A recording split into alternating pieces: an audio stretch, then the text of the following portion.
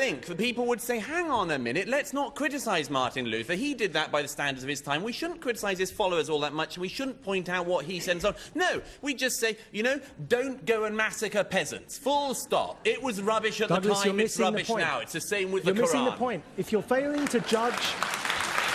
No, let me bring in your point. You are about to watch an unforgettable debate on whether Islam is a religion of peace. Now, I know what you're thinking.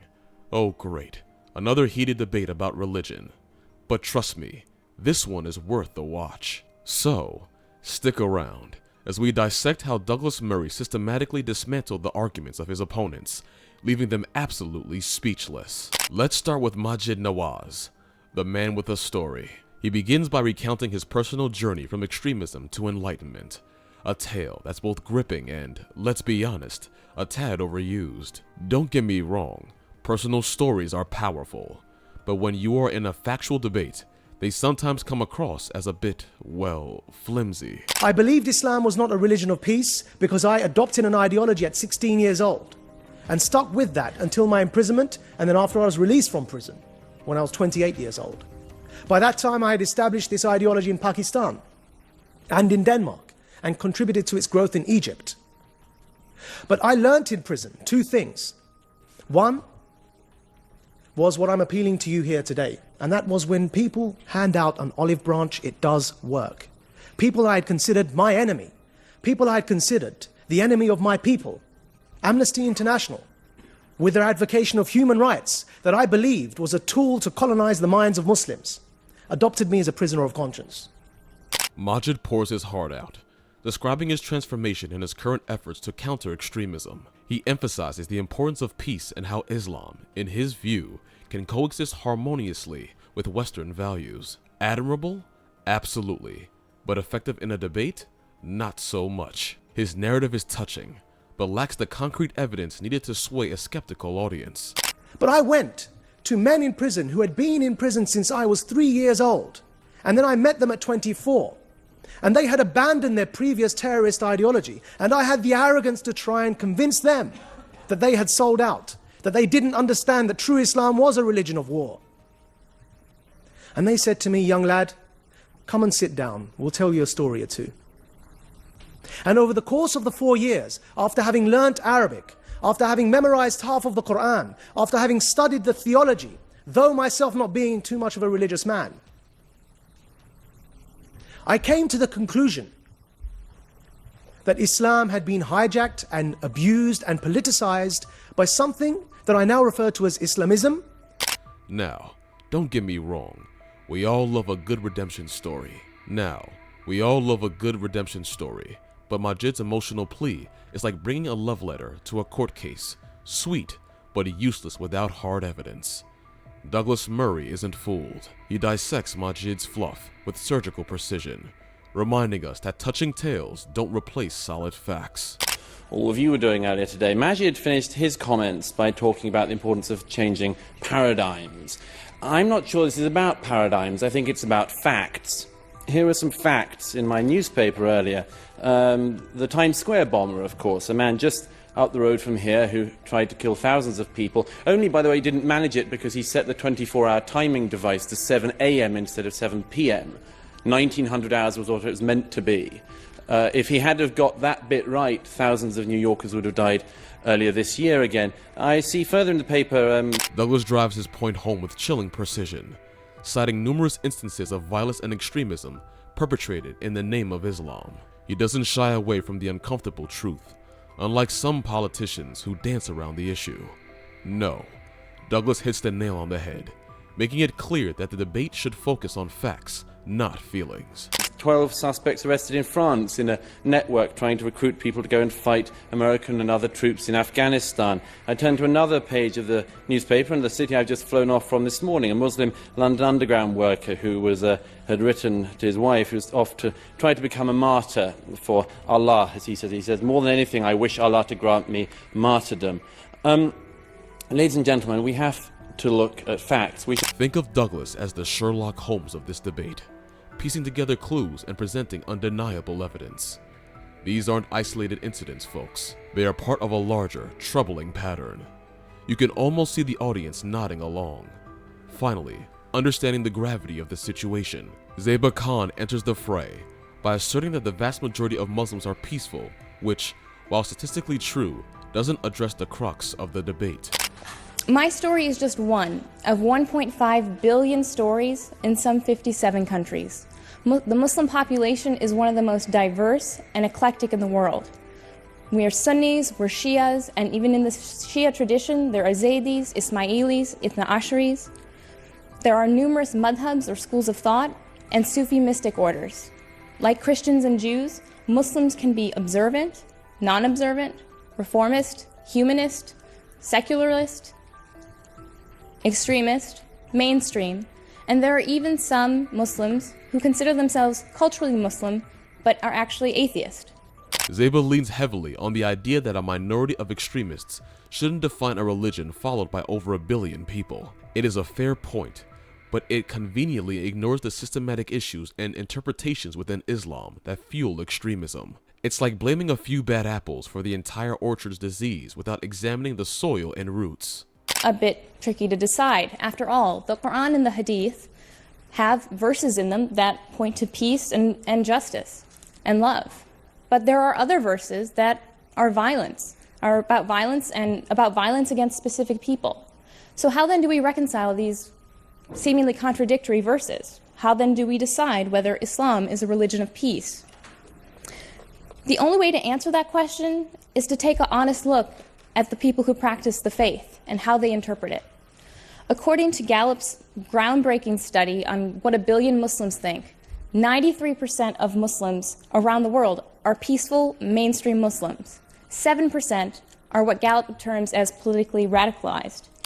Let's get real here. If a small percentage of people in any group consistently cause problems, isn't it worth examining what's going on within that group? Zeba's argument is akin to saying, hey, most smokers don't get lung cancer right away, so let's not worry about it. Brilliant logic there. Douglas Murray counters with a barrage of facts. He highlights the alarming number of terrorist acts committed in the name of Islam, pointing out that these aren't isolated incidents, but part of a broader pattern. About Islam and whether or not Islam is a religion of peace without talking about the facts to do with Islam. It's an absurd situation we're in, where nothing that anyone does whilst being Muslim is any responsibility of Islam's. Yet anything anyone does whilst being a Christian or a Jew is responsibility of all Christians, all Jews. Douglas doesn't just stop at statistics. He delves into the ideologies propagated by influential Islamic clerics, the real power brokers behind these violent acts. By doing so, he shifts the debate from abstract generalizations to concrete, showing that these extremists have significant backing and aren't just fringe few. Is that although tonight we hear from the fellow panelists here about how Islam is a religion of peace, the fact is that the people who are making the decisions in the religion, the people who are preaching the religion, the heads of that religion, people like Sheikh Qaradawi, who broadcasts anti-Semitic, the most appalling filth every week on the main networks, that is the faith that's speaking for you guys. I wish that, Zeba, you were on every week on Al Jazeera, but you're not. Qaradawi is. The problem is that Islam is an unstable component, as a religion, an unstable component. 1,000 years ago, the Mu'tazilites tried to reform the religion.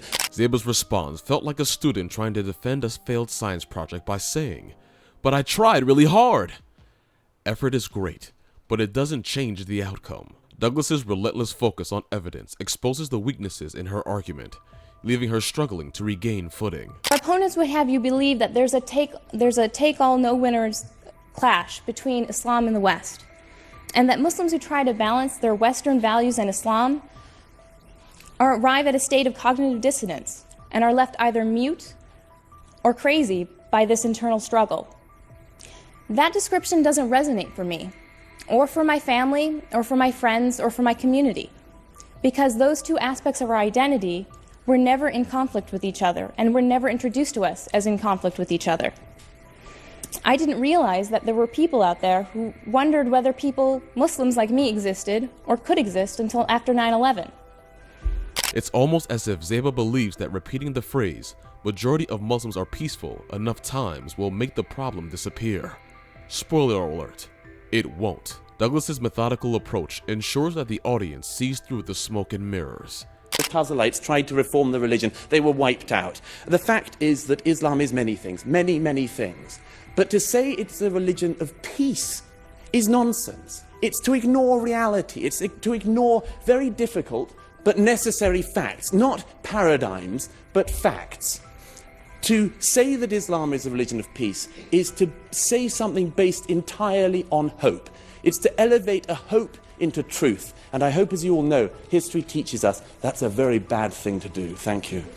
Thank you, Dr. Smart. You have to admire Douglas's persistence. He's like a dog with a bone, refusing to let go until he is chewed through every weak point in Zeba's argument. Now, let's talk about historical context and Sharia law. Majid Nawaz's attempts to contextualize Islamic teachings, suggesting that many of the controversial aspects need to be understood within their historical framework. We recognize that when we interpret scriptures and texts and books and poetry, that they are contextualized, that we have methodologies to approach them. When we're reading Shakespeare, when we're reading anything, we recognize that there's a way to interpret text, and there are schools of thought and differences over how to approach texts. Now, if we contextualize Martin Luther and say the Reformation was a good thing, despite the fact that he said, kill and slay the peasants, wherever you find them, when they followed Thomas Müntzer, when he was calling for not just breaking away from the papal authority, but also for rebelling against the monarchies and the dictators that they found themselves in, Martin Luther sided with the tyrants. He cites the famous Martin Luther rebel against the church and the authority to justify his claim that Islam, like any other religion, has evolved, and that its teachings should be interpreted in light of contemporary values. Against Müntzer and said, kill the peasants wherever you find them. Despite that, I'm prepared to say the Reformation was a good thing. And the reason I'm prepared to say that is that Martin Luther must not be judged by the standards of civilization that we, after an accumulation of thousands of years, have arrived at. He must be judged by the standards of civilization that were around during his time. And that's how society evolves. And we recognize that for every other faith and for every other piece of literature, yet when it comes to Islam, somehow we want to suspend Douglas Smart. what we've learned about that and quote verbatim from texts. Yes, we read things in their context. It's almost comical. Imagine a lawyer defending a serial thief by saying, hey, back in the medieval times, everyone was stealing. Majid's contextualization argument feels just as absurd. It's a clever dodge, but Douglas sees right through it. We're meant to be insisted on line by line following everything Shakespeare did and believing everything he wrote. That's because it's literature. Actually, what's happening, Majid, is you've put your finger on the problem. Absolutely. It's not us that isn't applying the rigorous critical faculties. We're applying them to the Quran as we would to any other work of literature. You're not, because you can't. And the final thing on that, if Majid... Douglas Murray, of course, isn't buying it. He presents a scathing critique of Majid's selective historical interpretation, pointing out that violent teachings in Islam are not only historical, but are still very much alive today. Started massacring peasants. Do you think that people would say, hang on a minute, let's not criticize Martin Luther. He did that by the standards of his time. We shouldn't criticize his followers all that much. We shouldn't point out what he said and so on. No, we just say, don't go and massacre peasants. Full stop. It was rubbish at Douglas, the time, it's rubbish now. It's the same with the Quran. You're missing the point. If you're failing to judge... Douglas doesn't stop there. He dives deeper into the origins and practices of Sharia law, illustrating how its application often results in severe human rights abuses. From the flogging of women to the execution of apostates, Sharia law in practice is a far cry from the peaceful religion Majid and Zeba want us to believe. No, we do, and we should.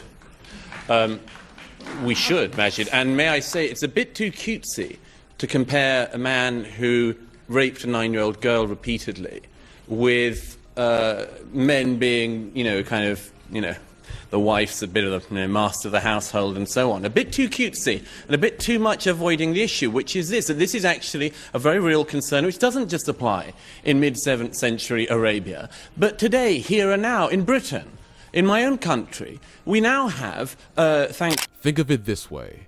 If someone tried to enforce medieval laws in your neighborhood, you'd probably move fast.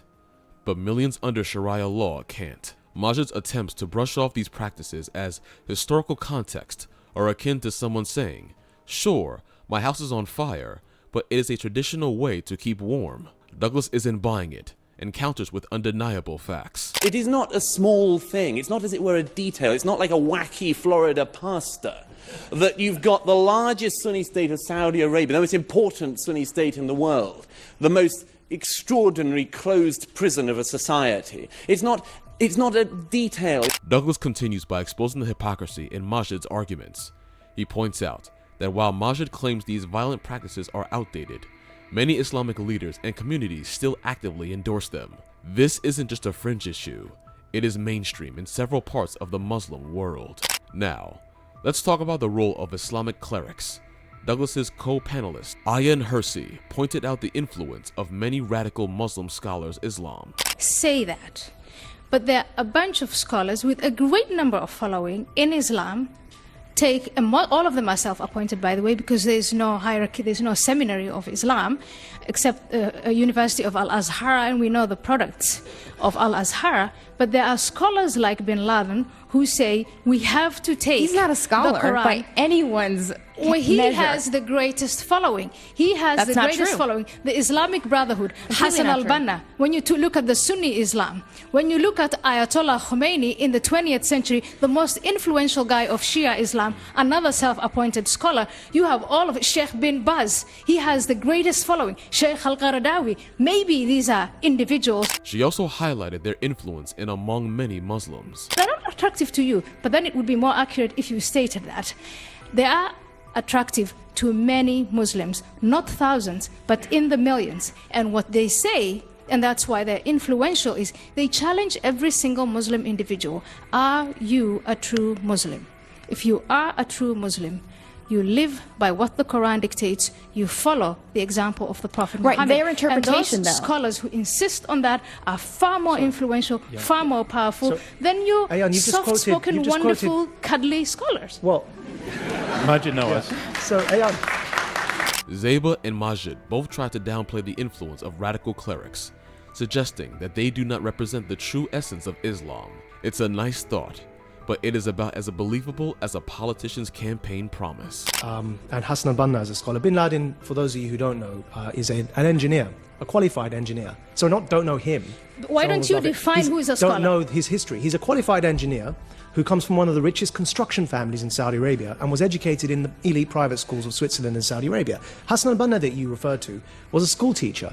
And in fact, what you find common with all of the movements that you're worried about and that I'm worried about and we're all worried about are that they are founded by people who do not have a theological background. Now, for all we think of Al-Azhar and their very conservative views, Sheikh what bin we Baz. don't find is that Al-Azhar produces the likes of Bin Laden and Hassan al-Banna, or even Maududi, the founder of the Jamaat Islami in the Indian subcontinent. Maududi was a journalist. Sayyid Qutb, the founder of modern-day jihadism, was a literary critic who came to America on a scholarship. Majid argues that these clerics are not qualified and that their views do not reflect those of the majority of Muslims. It's the classic not all argument. Not all Muslims are extremists, not all clerics are radicals, and not all generalizations hold water. But here's the thing. Those radical clerics hold significant sway in many Muslim communities. Douglas Murray counters with specific examples of influential clerics who are actual scholars. The whole extremist problem is a sort of misreading by engineers and literary critics. Unfortunately, that's simply not the case, hasn't been historically in Islam, and isn't now. Ayatollah Khomeini, who Ayan mentioned earlier, was not a self-trained engineer, rich boy like Bin Laden, unfortunately, and managed to hurtle a very developed, distinguished culture back in time in 1979 and hurtled this country back into the state it's currently in under these cloaked dictators. The Grand Mufti of Egypt is All right, not we a see where you're self-taught, going, and I don't need yet a list. he taught Let's people go the back idea to that all Majid. Muslims should go and fight the Israelis with Majid. Hezbollah. So, sorry, on Khomeini, I acknowledge Khomeini is a... You know how in every movie there's that one character who keeps warning everyone about the impending disaster, but no one listens until it's too late?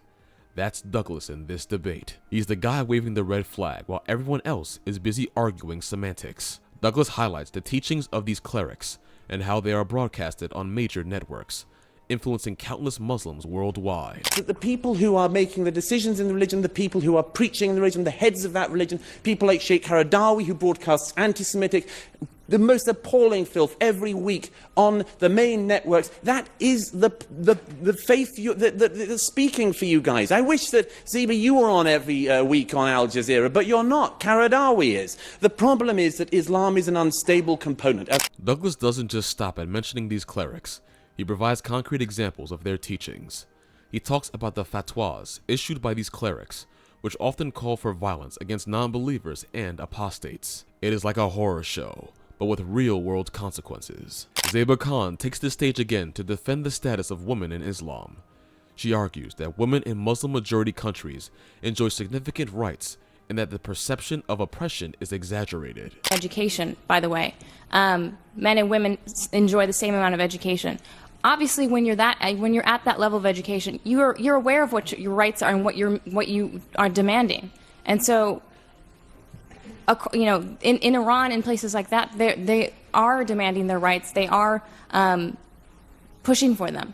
In places like Afghanistan or Pakistan, where the gender. Let's get real here. Highlighting a few successful women in Muslim-majority countries doesn't negate the widespread oppression faced by many others. It's like saying, hey, there's one vegetarian, so it must be a healthy event. Nice try, Zeba, but we need to look at the bigger picture. Douglas Murray steps in with a reality check. Now this man runs a set of Sharia courts. A couple of years ago, it turned out that we found out a little bit about the sort of thing he was deciding. And sadly, again, it's not reformist stuff, because when you go back to the Sharia, people take the lessons from it and they make judgments like the following. Six women who had gone to the Sharia courts because they were being physically abused by their husbands. They were persuaded to drop the cases because this should be a matter between a Muslim woman and her Muslim husband and the Sharia court. This should not be a matter for the police in Great Britain in 2008. That stinks.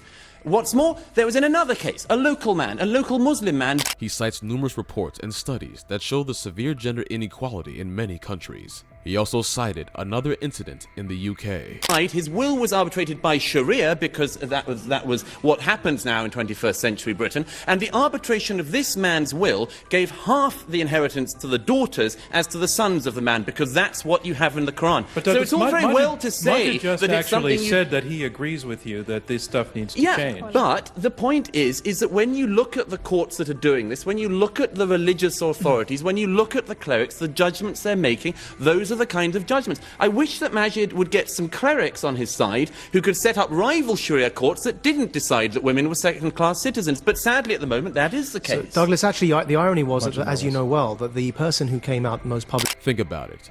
In many Muslim-majority countries, women need a male guardian's permission to travel, work, or even get medical treatment. It's 2024, and this is still happening. Douglas's example highlights the stark contrast between the idealized version of women's rights that Zeba presents and the harsh reality on the ground. Majid mentions Muhammad's progressive practices, like marrying his boss, to argue that Islam can be forward-thinking regarding women's rights. To be married to their boss. And yet, Ayan, who referred to these practices that were repugnant to us and said that they are sourced in Islam, the founder of Islam, the Prophet Muhammad, his boss, his first wife, was his boss. And many people don't know that. And so what I want to demonstrate... Yes, Muhammad married his boss, but he also married a 6-year-old. Cherry-picking the nice bits while ignoring the horrific ones is disingenuous at best. It's like praising a dictator for his good manners. Mary countered that point by pointing out the obvious. 10-year-old girl repeatedly, with men being, the wife's a bit of the master of the household and so on. A bit too cutesy and a bit too much avoiding the issue, which is this. And this is actually a very real concern which doesn't just apply.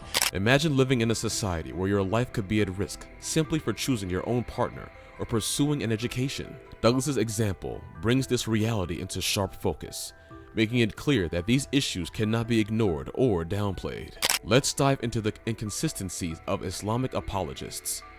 Throughout the debate, Majid and Zeba present arguments that are often contradictory or fail to address the core issues. One moment, Majid is emphasizing the importance of contextualizing Islamic teachings, and the next, He's downplaying the current relevance of those teachings. Bombings. In many cases, they're not reported. There does need to be more. However, I'll give you an example of why in some cases there aren't more. Now, recently we at Quilliam publicized a fatwa by Dr. Tahir al-Qadri against terrorism, a no ifs, no buts condemnation of suicide bombing and terrorism that Douglas, always a pleasure to speak with you on the panel, supported. And was quoted in the press as supporting Dr. Tahir al-Qadri's fatwa against terrorism. Now, the reason why there aren't many more such examples, though there are quite a few, is because prior to Dr. Tahir al-Qadri issuing this fatwa, his colleague, who was also from the same way of thinking, was assassinated in Pakistan, was killed by a suicide bomber in a mosque where all the other congregants who were praying were also blown to smithereens because he had the guts to simply give a sermon in that mosque condemning suicide bombings. And so this is why many people are scared. It's as if he's saying, look over here, but don't pay attention to what's really happening. Douglas isn't fooled by this sleight of hand. Douglas Murray, with his characteristic sharpness, exposes these inconsistencies. Please explain. Is it? I mean, I'm very grateful. It's a very important and very interesting question, why more people don't stand up. I much admire Al-Qadri for that fatwa, as I have other people who have stood up. But the number of times I've spoken to clerics behind closed doors and so on, and you say, why aren't you saying anything? They say, because if I do speak up, I'll be killed. Well, I address you again, ladies and gentlemen, to the motion. No, but hold on. I'm sorry. Right, hang on. How on earth does fear of being killed in Pakistan? Majid's attempt to separate Islam from political motivations is another classic example. He argues that extremism is driven by politics, not religion. So having studied the theology, though myself not being too much of a religious man, I came to the conclusion that Islam had been hijacked and abused and politicized by something that I now refer to as Islamism, the modern ideology, that owes more to post-World War I European fascism than it does to the traditions of Islam. And these former jihadists, among them the assassins of Egypt's former president, Anwar Sadat, who was killed in 1981, they had come to the same conclusions. Yet, as Douglas points out, the political ideologies of these extremists are deeply intertwined with their religious beliefs. It's like trying to separate the yolk from an egg after it's already been scrambled. Douglas systematically dismantles Majid's argument, highlighting how extremist groups explicitly use religious texts to justify their actions. This statement by Murray is a sobering reminder of the reality faced by many. It's akin to living under a mafia regime where speaking out means a death sentence. Majid Nawaz responds, attempting to deflect. Prove Islam is not a religion of peace. Let me put it this way. No, sorry, I've got to... Because really, what you've just said is really quite absurd, and I've got to clarify. It takes one person to kill all of us here. One person in a suicide bombing. Now, if we were scared of saying what we're saying now because of that one person, it doesn't mean all of us love war and hate peace in any way whatsoever. It means we all fear that one person who could walk through that door with a suicide bomb. Majid's argument is like saying, sure, the house is on fire, but it's just a small part of it. The fact that a minority faction can wield such fear and power speaks volumes about the broader issues within the religion. It doesn't take an army to instill fear. Just a few determined individuals can do the job. Murray schools Majid with a sharp analogy, asking if anyone would feel the same fear when criticizing Quakerism. That when a Quaker said, I'm quite fearful about speaking up against certain things in my faith. Come on, this only happens with Islam. There is no other major faith in the world today where it is the case that people are fearful of addressing religion because they're afraid they'll be killed. It's only Islam, and we're saying there's a reason. I'm afraid of being killed by apostates, yes, and many... Murray's analogy hits the nail on the head. No one fears for their life when criticizing Quakerism or other major faiths. This unique aspect of Islam, where criticism can lead to death threats or actual violence, highlights a severe and systematic problem within the religion. Ayan Hirsi Ali supports Murray by sharing her own experience. Is inspired to do that from the scripture of Islam, the example of the Prophet Muhammad, the clergy that preached to him, and the reward he will get in the hereafter that is promised in the Quran. All of that is Islamic. The sooner you admit that... I tell you what is... Ayan's testimony is a powerful indictment of the violent tendencies inspired by Islamic texts. Her need for constant protection is a stark reminder of the dangers faced by critics. It's like needing a bodyguard just for expressing an opinion, a reality for many who dare to speak out. Majid, with irony, tries to claim that the extremists are inspired by a misinterpretation of Islam and not Islam itself. Majid continues to argue that he too has faced death threats for speaking against extremism. You have. He's not inspired by Islam. He's inspired by your interpretation of it, that is Bin Laden's interpretation of it, sorry. that is Sayyid Qutb's interpretation of it. And I've got to say one last thing. I've got to say one last thing. The thing is, you're not the only one on this panel. I have an Al-Qaeda death threat on my head too, because I'm saying what I'm saying. And what I'm saying is that, and I've been attacked in Pakistan physically for saying this. What I'm saying is, enough to extremism, enough to terrorism. Let's separate Islam from extremism and disempower the minority of extremists who are trying to hijack a good faith. It's admirable that Majid speaks out against extremism, but his argument that these threats are separate from Islam is like saying, I'm being threatened by people who share my faith, but it's not the faith's fault. The cognitive dissonance here is staggering. Murray wraps up by clarifying that the debate is not about Muslims versus the West or Muslims versus civilization. Islam and civilization or anything else like that. We've made a very clear set of points tonight. And one of those points, which I hope people will bear in mind, is we have said repeatedly that it is in Muslims and their critical faculties, Muslims and their behavior, Muslims and their faith, that we have hope. And it is in people like you that we have hope for the future. And if the motion were that Islam a century from now could be a religion of peace, and people would be quoting Ziba and Majid and seminal moments like this, and that they had learned from it, well, that would be terrific.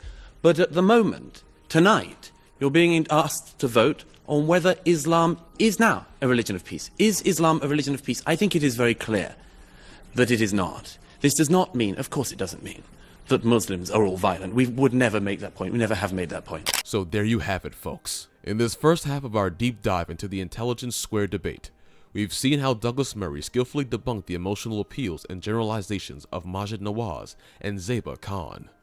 By sticking to facts and historical realities, Douglas made a compelling case that Islam, as it stands today, cannot be seen as a religion of peace without significant reform. Stay tuned for the second half, where we will explore more of Douglas's arguments and how he continues to leave his opponents speechless. If you enjoyed this breakdown, make sure to like, subscribe, and hit that notification bell so you don't miss out on part 2. Until next time, keep questioning and stay informed.